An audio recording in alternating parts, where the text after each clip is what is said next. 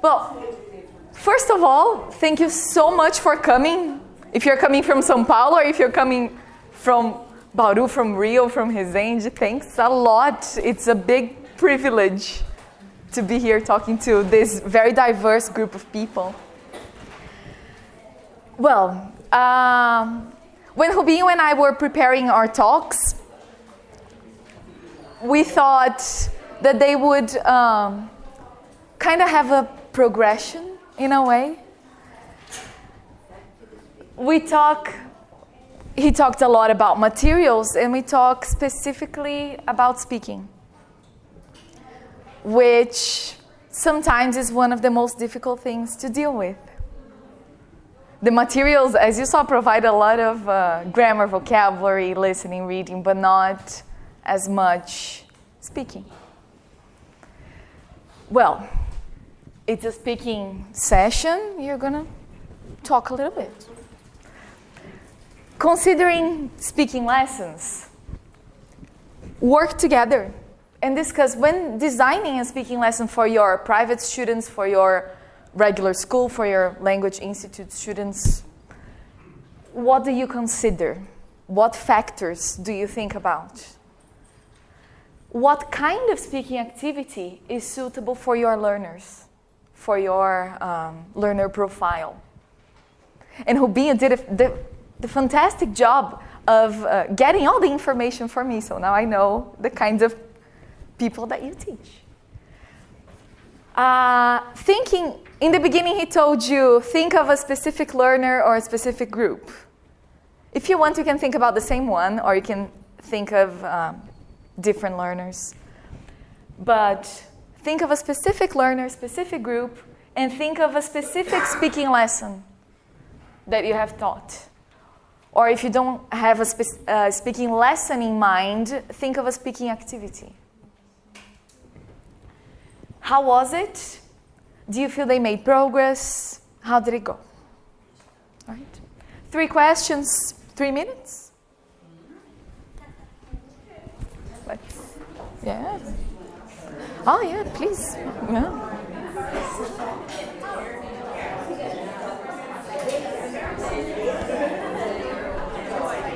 Yeah.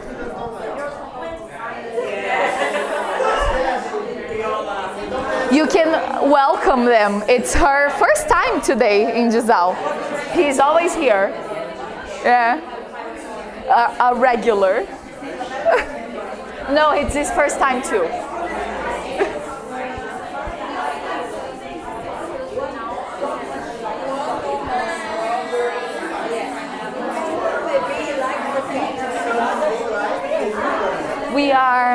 Don't worry, that's okay, don't worry. We just started and we're discussing these 3 questions. For the last one, try to think of a very specific group, a specific activity. It could be the same one that you were thinking about when you were discussing in Rubinho's session.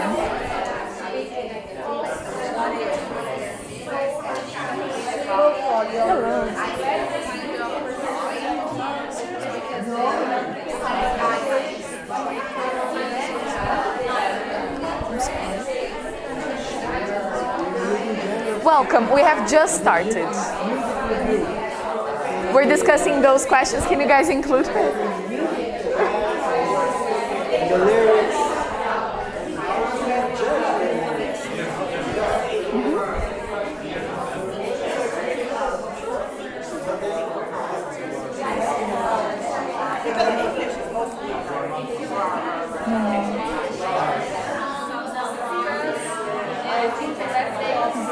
It's okay.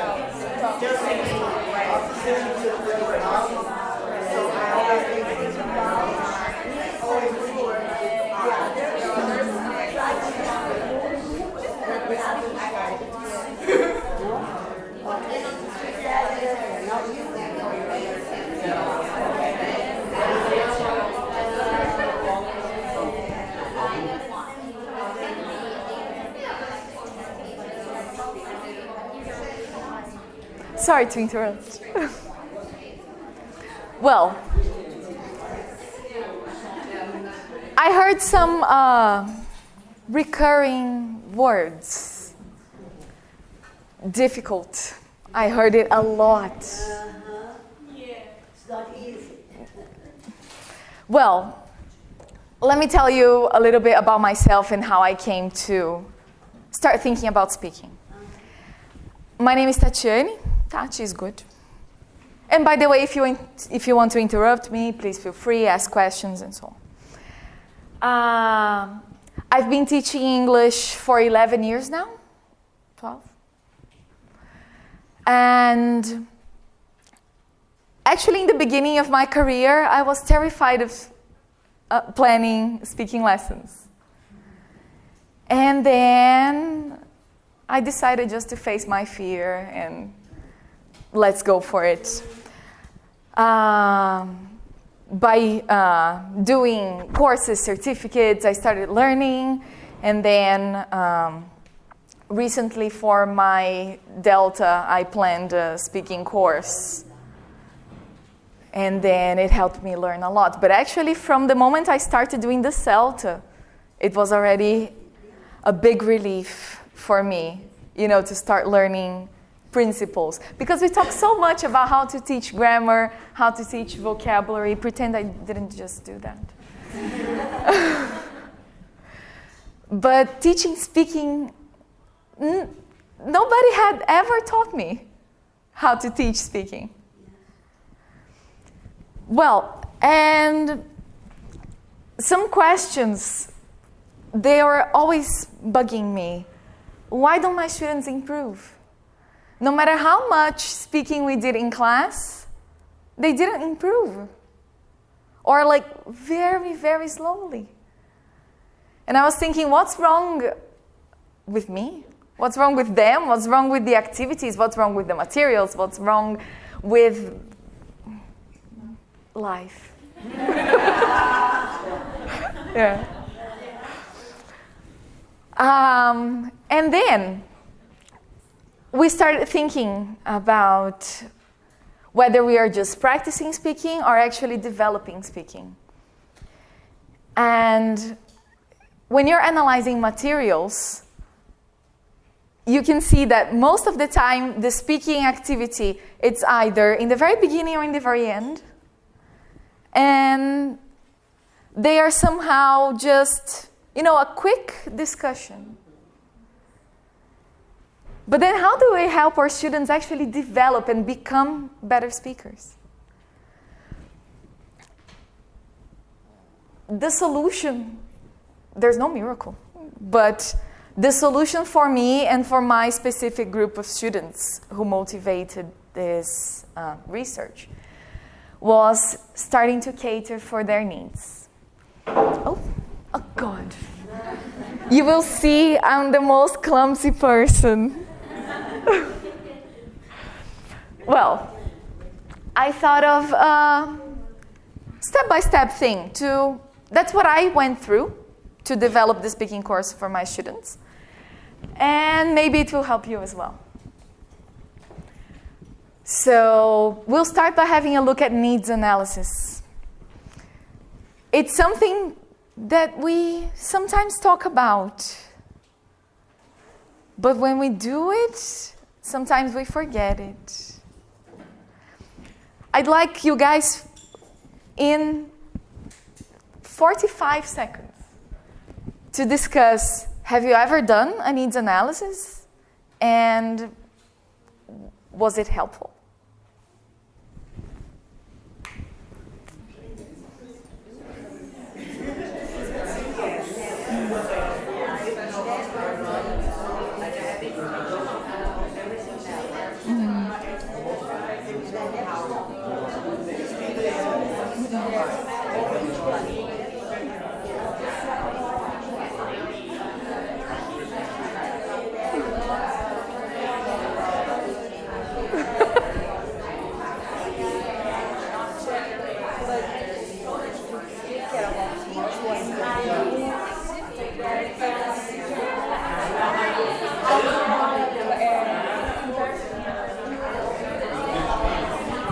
Can I interrupt you?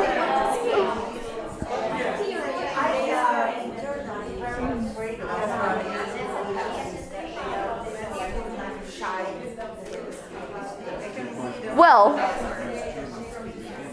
is it helpful to do needs analysis? Who has done a needs analysis? Who has done needs analysis ever? Okay, that's pretty good. We'll talk about the needs analysis and how to do it more effectively and what to do with the needs analysis. Because in my personal experience, and it might be just me, but sometimes we do the needs analysis in the beginning of the term, and then it goes to the bottom of a drawer, and it's there forever. We have a look at it in the beginning, and then we kind of forget about it. I see some. Well, for needs analysis, Long states that different forms of needs analysis will actually help to determine students' needs. We get better quality of information. We usually tend to do just one thing.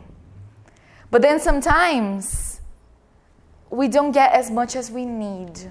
A very common one is the questionnaire.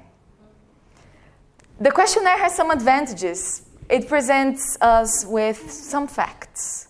The questions are usually objective, and it's very time effective, time efficient, because it's just, 5 minutes, students, done.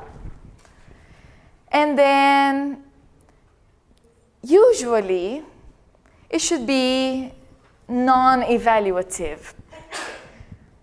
Like when you ask certain questions, like how much do you dedicate to your studies every week? It's a very dangerous kind of question, because sometimes instead of telling us the truth, they tell us what we want to hear. So the way we think of the question should be, let's say, as neutral as possible if it exists, but try not to force their answers into a certain direction. Something else that we can do, the problem with the questionnaires is we get the answers to what we ask, obviously. But the thing is, sometimes their need is something that we don't ask. And then a good idea is the interview. And then matching both, and then you can get really good, solid sample. It gives us more, it gives us depth. They tell us what they need. And then it depends a lot on the kind of groups that you guys teach. For you guys who teach privately, it's easy. You're one-to-one, and that's it.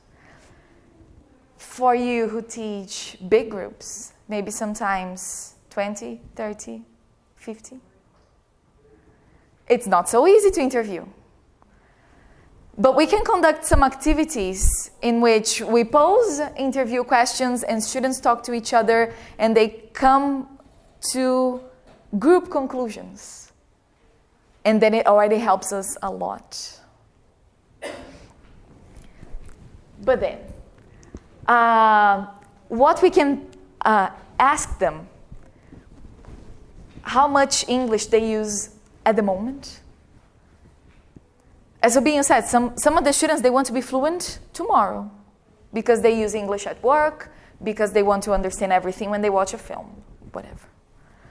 So it's important for us to know how much English they are currently using and how much English they expect to use in the future, so that we can align expectations and be better able to tell them, look, you're not going to be fluent tomorrow, but today we're going to do this activity that helps us with this specific point.